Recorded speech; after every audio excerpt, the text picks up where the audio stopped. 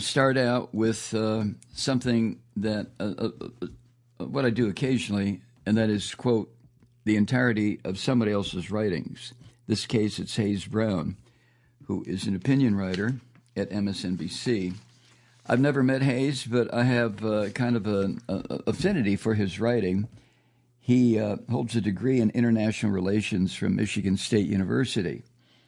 And international relations is what I studied at North Carolina State University, although I do not hold a degree in that field, or actually in any field.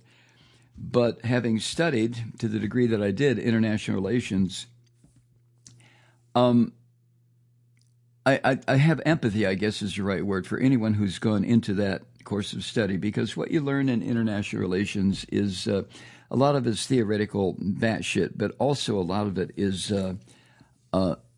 tragedy, because you have a firsthand experience to study, if you are under the tutelage of a good professor, some of the horrible things that have occurred that human beings have done to each other. Because of international differences, tribal differences, racial differences, religious differences. It all factors into the subject of international relations. It's not a pretty subject. Anyway, going to what Hayes Brown wrote, and it appears today at MSNBC's website. It is Juneteenth, 2022, and I am uncomfortable on a New York City beach. It's not that the sun is too hot, which it isn't, or that the water is too cold, though it is. The discomfort I feel comes from looking around the crowded sands and realizing how few faces look like mine on what's meant to be a day celebrating us. When President Joe Biden signed a bill declaring Juneteenth a federal holiday in 2021, it was one of the few tangible changes that was put into place after a wave of protests for racial justice that had rocked the country the previous year. In theory, the holiday recognized a turning point in America's history as the last slaves learned of their freedom. But as I sat on the beach, I couldn't help but wonder, who is this really for? It was one of the few tangible changes that was put into place after that wave of protest. Juneteenth has its origins in Texas, where in 1865, the head of the federal occupation issued General Order Number 3, and in doing so, brought the Emancipation Proclamation into full force across the reunited country. Yet that same order made clear that the newly freed black people couldn't slack off. The connection between owner and property became one of employer and hired labor. Accordingly, the Union commander decreed that, quote, freed men are advised to remain quietly at their present homes and work for wages, end quote. He also stressed that, quote, they will not be supported in idleness, end quote, if they left their former oppressors' land. Texas first made Juneteenth an official holiday in 1980.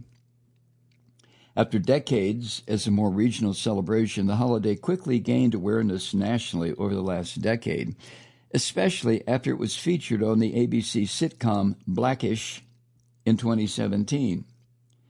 But it was the civil rights protests of 2020 that truly propelled it into the mainstream, as millions took to the streets to demand an end to police brutality against black Americans following the death of George Floyd in Minnesota and Breonna Taylor in Kentucky. Lawmakers seized on boosting Juneteenth as a way to show that those millions of voices weren't being totally ignored. But it's seeming more and more like this was a gilded token. Hopes of federal police reform were dashed when Republicans realized they could hammer Democrats for being in favor of, defunding the police. Support for Black Lives Matter has plummeted since 2020, with only a narrow majority backing the movement compared to two-thirds support that was once there. And when you look at who is getting to enjoy the newly established holiday, it's clear that the benefit is not evenly distributed.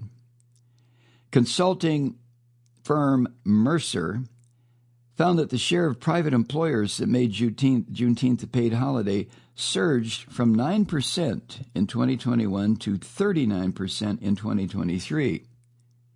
We then must consider that roughly a quarter of black households in America are earning less than $25,000 a year, according to the U.S. Census Bureau data. That puts them in the bottom 10% of earners, according to the Bureau of Labor Statistics.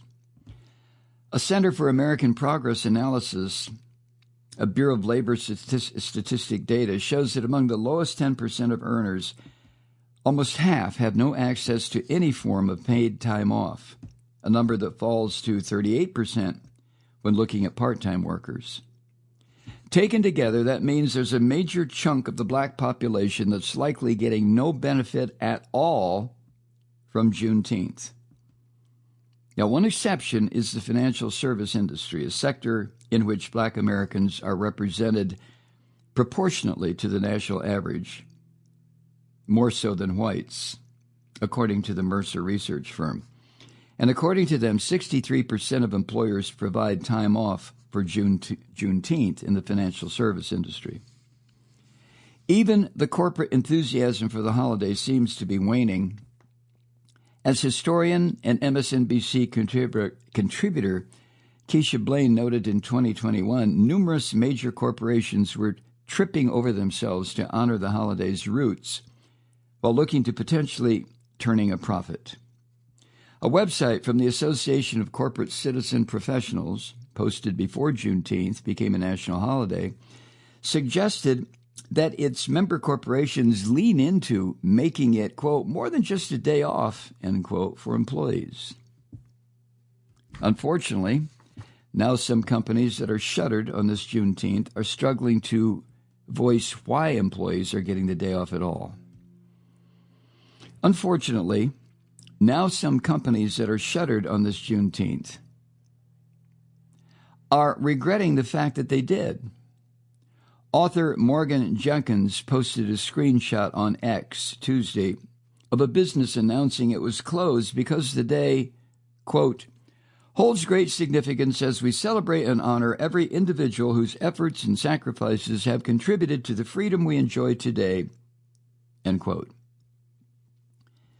The most charitable interpretation is that the company had unknowingly repurposed its Memorial Day messaging. The more upsetting option is that, as several people responded, that's an attempt to All Lives Matter the Day, celebrating the end of slavery. If anything, it seems Juneteenth is becoming the latest holiday conceived to inspire reverence, only to be dulled and deadened. Memorial Day, another holiday with black origins, shifted over time from a solemn occurrence into a way to give Americans a 3-day weekend. Martin Luther King Day, which only an estimated 45% of companies give time off for, is billed as a day of service without acknowledging any of King's more transformative economic ideas.